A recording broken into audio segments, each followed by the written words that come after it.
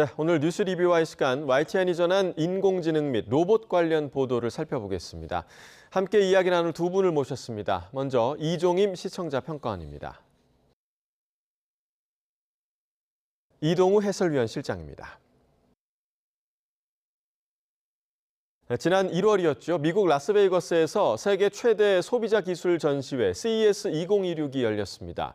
화두는 피지컬 AI, 쉽게 말해서 인공지능이 탑재된 로봇과 같이 현실 속에서 문제를 판단하고 해결하는 인공지능이었습니다. YTN 보도를 통해 전해졌지만 앞으로는 모든 기기에 인공지능이 스며들 거라고 짐작해 볼 수 있었는데요.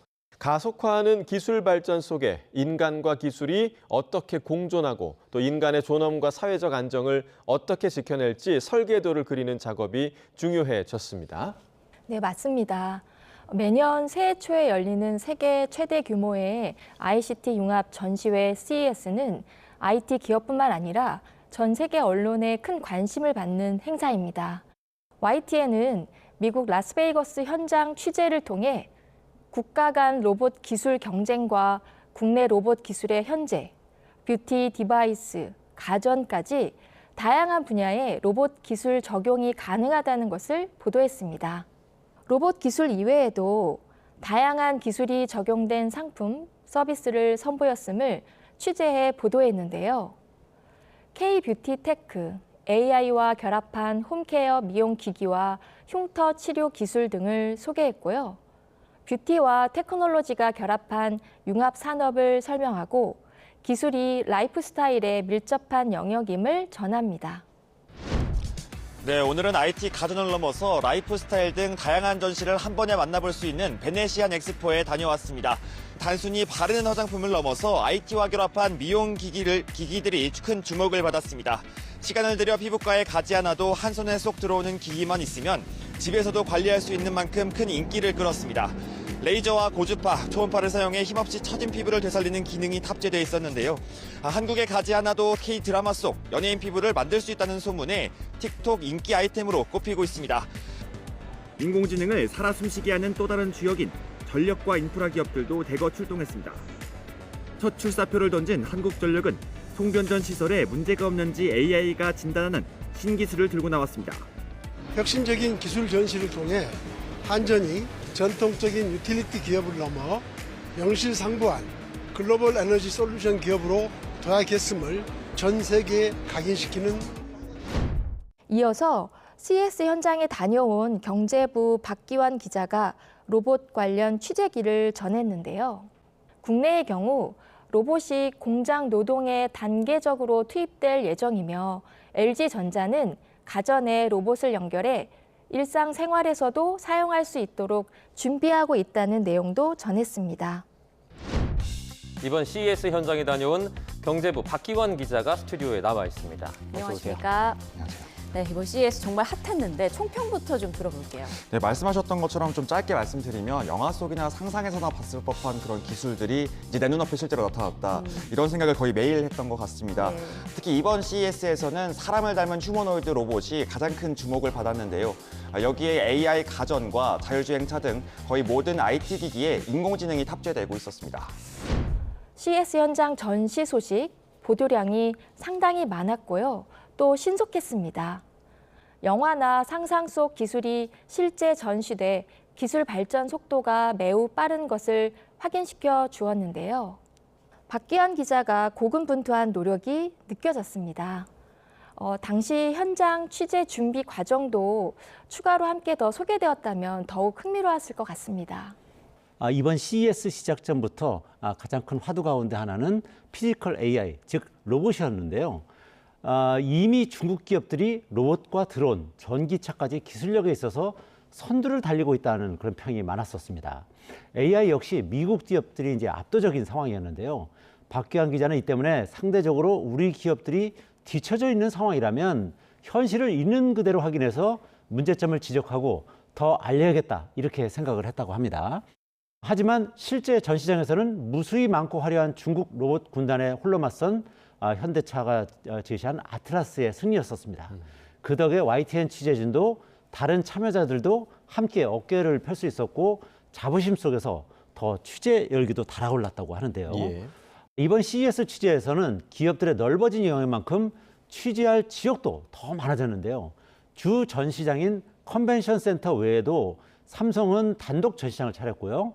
또 흥행 보증 수표라고 할 수 있는 엔비디아 CEO 젠슨 왕은 여기저기 등장해서 연설을 하고요. 또 자체 전시관도 별도로 운영을 했습니다.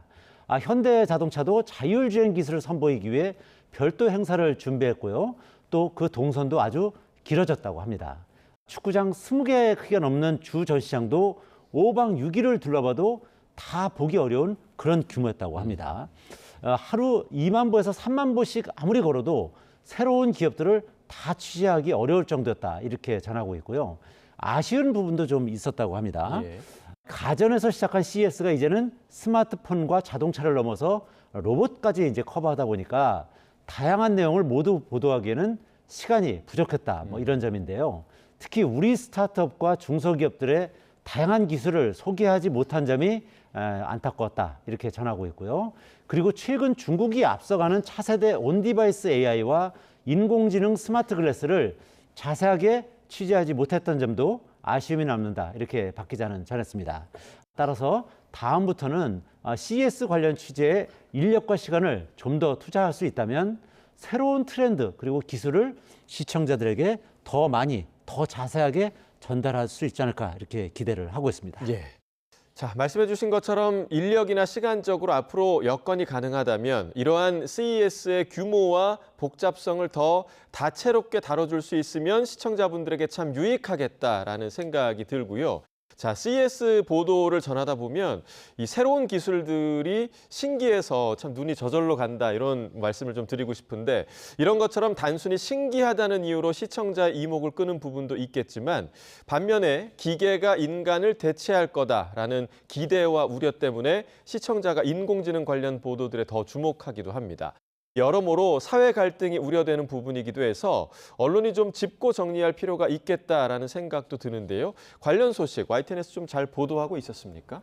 네, YTN은 로봇이 노동력을 대체하게 될 경우 비용과 고용노동부의 관련 정책 마련 움직임 등을 전했습니다. 충북 음성에서 발생한 공장 화재 현장에는 국내에서 처음으로 무인 소방 로봇이 투입되었는데요. 건물 사이로 붉은 화염이 거세게 치솟는 가운데 고압 호스로 물을 뿜어내는 차량이 전진합니다. 사람 대신 화재 현장에 투입된 무인 소방 로봇입니다. 실제 불이 난 현장에 소방 로봇이 투입된 건 이번이 처음입니다. 저희가 못 들어가는 부분에 대해서 진입하는 부분도 있었고 다소의 성과가 있었다고 저희는 판단하고 있습니다. 이 로봇은 원격 조작과 자율주행이 가능하고 냉각 분사 장치를 통해 고온 환경에서도 장비 온도를 낮게 유지합니다. 소방 로봇은 소방청과 현대자동차가 협업해 개발한 장비로 원격 조작과 자율주행이 가능하고 냉각 분사 장치를 통해 고온 환경에서도 장비 온도를 낮게 유지할 수 있다는 점을 소개합니다.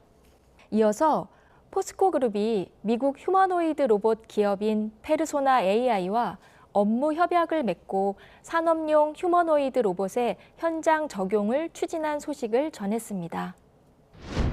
포스코 그룹의 미국 휴머노이드 로봇 기업인 페르소나 AI와 업무 협약을 맺고 산업용 휴머노이드 로봇의 현장 적용을 추진합니다. 두 회사는 이달부터 제철소에서 생산하는 철강제 코일의 물류 관리에 휴머노이드 로봇을 활용할 수 있는지 검증할 계획입니다. 노동 현장에 적용되는 여러 보도를 살펴보았을 때 재난 사각지대에 투입되는 것은 반길 만한 소식이었습니다. 다만 현장 업무를 수행하는 노동자나 전문 직종들과의 사전 합의는 무엇이 필요하며 지원 정책은 무엇이 마련되어야 하는지 추가적인 보도도 이어졌으면 합니다. 사람처럼 걷고 무거운 짐도 알아서 옮기는 현대차 그룹의 차세대 휴머노이드 아틀라스입니다.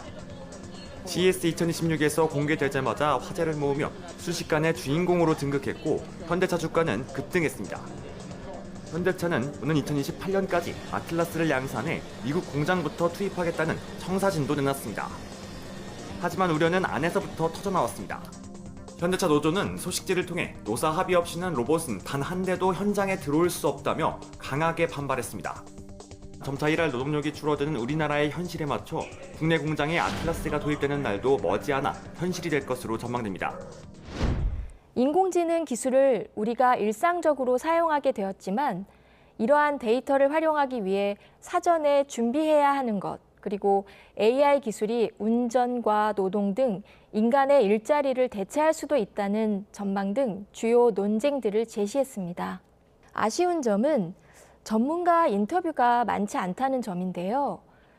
해외 사례의 소개는 시청자들의 이해를 돕는 데 큰 역할을 하지만 국내 정책이나 AI가 활용된 일자리 등을 어떻게 받아들여야 할지, 관련 정부 정책은 무엇이 필요할지 등 정책을 해설하고 소개하는 전문가의 설명이 더 있었으면 좋았을 거라 생각합니다. 다만 대부분의 보도가 인공지능의 위협이라는 위기의 상황이 보도 전반에 깔려서 시청자에게 불안감을 조성하는 것은 아닌지 우려스럽기도 했습니다. YTN은 이러한 시대적인 상황을 어떻게 전달하고자 고민하고 있는지 알려주시면 감사하겠습니다. 사실 이번 미국 CES 관련 보도 가운데 좀 놀라웠던 점은 현대차가 이제 선보였던 아틀라스라고 하는 휴머노이드 로봇이었거든요. 현실로 성큼 다가온 이제 피지컬 AI의 등장이 전 세계에 이제 충격을 안겼고요. 현대차는 피지컬 AI를 주도할 것으로 각광을 받으면서 주가는 단시간에 급등하기도 했습니다. 동시에 현대차 노조가 단 한 대의 로봇도 공장에 들여놓을 수 없다면서 강력 반발하는 것에서 볼 수 있듯이 앞으로 어떻게 AI와 로봇 시대를 맞이해야 할지 고민거리도 추가가 된 것이 사실입니다. 사실 기자는 현재를 기록하는 역사가라는 마음으로 있는 그대로 현실을 전달할 수밖에 없는 게 사실 아니겠습니까? 예. 결코 불안감을 강조하려는 의도 없이 새로운 소식, 즉 뉴스를 방송하게 되는 것이죠. 기술 발전과 여기에 위협받는 인간의 일자리라는 새로운 화두에 대해서 더욱 고민하면서 깊이 있는 뉴스를 전해드리도록 노력을 하겠는데요.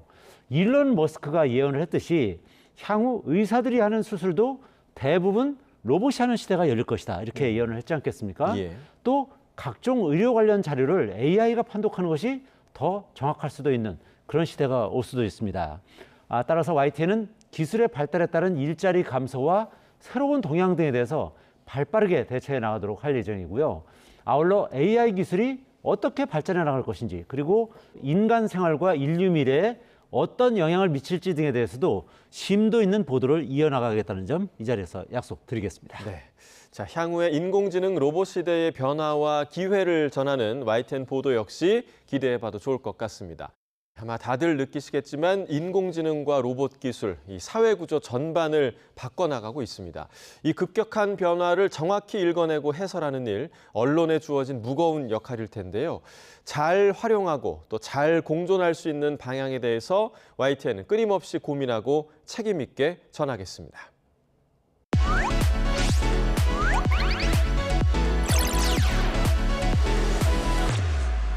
시청자의 알 권리와 보도 가치의 향상을 위해 노력한 방송을 꼽아보는 디딤돌 뉴스 시간입니다.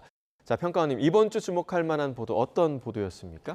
네, 인공지능 기술에 대한 전 세계적 관심은 국내 인공지능 정책 제정에도 영향을 미칩니다. YTN에서도 관련 보도를 이어나갔는데요. 데이터 센터의 중요성 등을 살핀 기획 보도를 이번 주 디딤돌 뉴스로 꼽았습니다. 네. 총 6편으로 이루어진 AI의 심장, 데이터 센터를 가다 기획 보도는 AI 데이터 센터를 둘러싼 다양한 논의를 종합적으로 보도했습니다. 국내 이용자들이 유튜브 콘텐츠, 생성형 챗봇 등을 이용하는 과정에서 데이터가 얼마나 사용되는지 관련 지형과 데이터를 상세히 인용해 보도했는데요. 자율주행, 로봇, AI 등 미래를 준비하기 위해서 데이터 센터 구축이 필수적인 이유를 설명했습니다. 해외 사례도 상세히 소개해 시청자의 이해를 도왔는데요. 함께 국내에서 데이터 센터를 세우기 전에 고려해야 하는 사항도 전합니다. YTN은 단순한 기술 소개를 넘어 AI가 움직이는 기반 인프라를 핵심 축으로 설정했는데요. GPU 확보 경쟁, 냉각 기술, AI 거품 논쟁, AI 데이터 센터 관리 문제 등 AI가 돌아가기 위해 무엇이 필요한가라는 구조적 질문을 던집니다. 기술 설명에 그치지 않고 공공적, 산업적 분야로 확장한 기자의 시각으로 인공지능 시대의 단면을 다각적으로 살핀 현 시점에서 꼭 필요한 기획 보도였다고 생각합니다. 네, 자 AI의 심장 데이터 센터를 가다라는 제목의 기획 보도입니다. 기술의 사회적 영향과 더불어 지역 균형 또 재난 리스크까지 단발성에 그치지 않고 폭넓게 사안을 살펴나갔는데요. 해당 보도를 기획한 장하영 기자를 저희 제작진이 직접 만나고 왔습니다. 바로 확인해 보시죠. 데이터라는 걸 우리가 계속 그냥 물 쓰듯이 쓰고 있잖아요. 근데 이 쓰고 있는 데이터가 지금 클라우드에 다 올라가 있는 상태에서 우리가 쓰는 거기 때문에 데이터 센터는 어떻게 보면 그거의 어떤 하드웨어라고 볼 수 있기 때문에 되게 중요한 기관이거든요. 중요한 시설이거든요. 그런데 논란이 될 때만 관심을 갖게 되는 사람들이 이제 데이터 센터가 혐오 시설이니까 우리 지역에는 안 돼. 이럴 때만 뭐 관심을 갖는다든지 아니면은 해외에 이제 많이 지어지고 있는데 환경 문제가 된다더라. 근데 우리는 문제 없냐? 뭐 이럴 때만 관심을 갖는다든지. 그래서 이거의 중요도라든지 그러니까 실제 우리나라에서는 데이터 센터가 얼마나 규모 있게 뭐 건설이 되고 있고 현재 현황은 어떤지 이런 부분 한번 짚어주자 이런 이야기도 나왔었고 이 분야가 진짜 기술 발전이 너무 빨라요. 그리고 이슈 전환도 너무 급격하고 저희가 이제 뭐 해저라든지 광산에 대해서 이제 미래의 데이터 센터야 이렇게 해서 취재를 하고 있는데 우주 데이터 센터가 나오고 그리고 이게 실제로 우주 데이터 센터에 진짜 쏘아 올려가지고 그 결과물까지 중간에 나오다 보니까 이 얘기를 하려고 하면 또 이미 기술이 발전해 있고 그다음에 뭐 이 분야를 이 이슈를 좀 다루려고 했더니 저 이슈가 커져 있고 그래서 그러면 이것도 다뤄야겠는데 저것도 다뤄야겠는데 하는 것들이 많이 늘어났던 게 제일 좀 취재하면서 까다로웠던 부분이었던 것 같아요. 과학기술 보도가 편집부에서 반기는 아이템이 아니에요. 왜냐하면 기사 하나하나의 그 길이가 너무 길어요. 배경 지식을 설명을 하면서 이 기술이 그래서 어떤 부분에서 발전이 된 부분인지를 설명을 하려면 기사가 길어질 수밖에 없더라고요. 방송 뉴스뿐만 아니라 저희가 이제 온라인으로도 올리잖아요, 기사를. 그러면은 온라인으로 접하는 시청자들도 많기 때문에 기사의 길이나 이런 부분에서는 좀 자유로워져야 되지 않나 하는 생각을 하고 그리고 결국에는 형식도 좀 가볍고 재밌게 가도 될 것 같아요. 네. 요즘 인기 있는 이제 과학 유튜브나 예능 프로그램도 많잖아요. 이 정도로 재밌지 않으면 보지를 않는 거죠. 네, 뉴스도 조금 더 사람들이 찾아볼 수 있는 콘텐츠가 돼야 된다고 생각을 하고 하지만 우리는 뉴스니까 그 정보가 전달될 때 좀 더 깊이 있는 내용까지 들어갈 수 있게끔 고민이 계속 필요한 것 같아요. 지금도 이제 고민을 하고 있는 중입니다. 네, 그럼 오늘 뉴스 리뷰와이 마무리해 보겠습니다. 두 분 오늘 말씀 잘 들었습니다. 고맙습니다.